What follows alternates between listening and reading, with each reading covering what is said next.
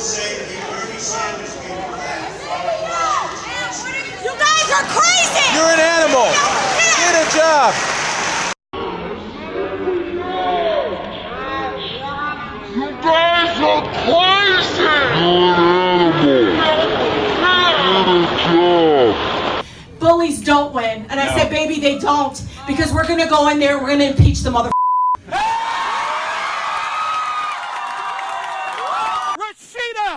Rashida! We are all Rashida! If I can do. Honestly, I've never felt more Palestinian than I ever felt in Congress. Even in Palestine, when I'm visiting my grandmother, I'm more American, like to the Palestinian. But I'm more Palestinian in the halls of Congress than I am anywhere in the country, in the world. And that just tells you just the fact that they weren't ready for us. They really weren't, but we were ready for this.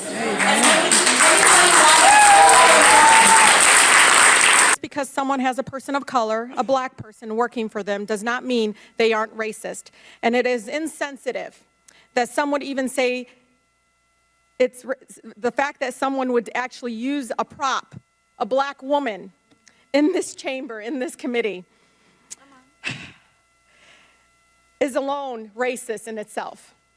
Donald Trump is setting a precedent. Mr. Chairman, I ask that her words be taken down. Donald Trump is setting a precedent. I reclaim my time. Mr. Chairman, Trump is setting a precedent. Mr. Chairman, that the highest office can be attained. Mr. Chairman, the rules are clear.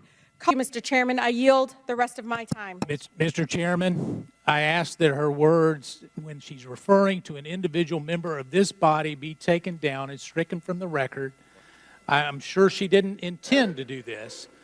But if anyone knows my record as it relates, it should be you, Mr. Chairman. Mr. Chairman, I would like to... Hold on. I want the words read back. No. We want to know exactly what she said me. about a colleague. Excuse me. Would you like to rephrase that statement, Ms. Tlaib? Thank you, Mr. Chairman. I can actually read it from here. Just to make a note, Mr. Chairman, that just because someone has a person of color, a black person working for them, does not mean they are racist. And it is insensitive that someone would even say racist, say it is racist in itself, and to use a black woman as a prop to prove it otherwise. And I can submit this for the record.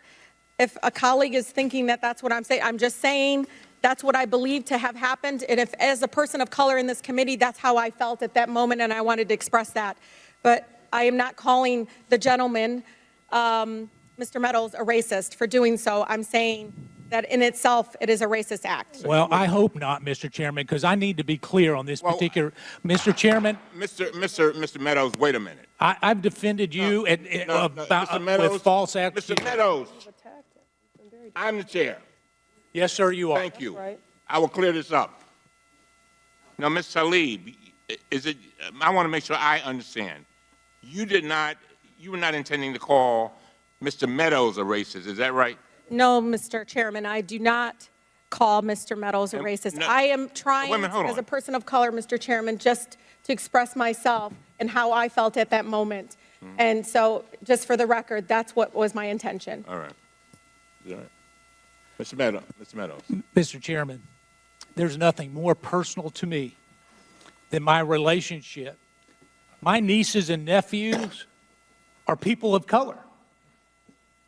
Not many people know that. You know that, Mr. Chairman. And to indicate that I asked someone who is a personal friend of the Trump family, who has worked for him, who knows this particular individual, that she's coming in to be a prop, it's racist to suggest that I asked her to come in here for that reason. Mr. President, the President's own person. She's a family member. She loves this family. She came in because she felt like the President of the United States was getting falsely accused. And Mr. Chairman, you and I have a personal relationship that's not based on color.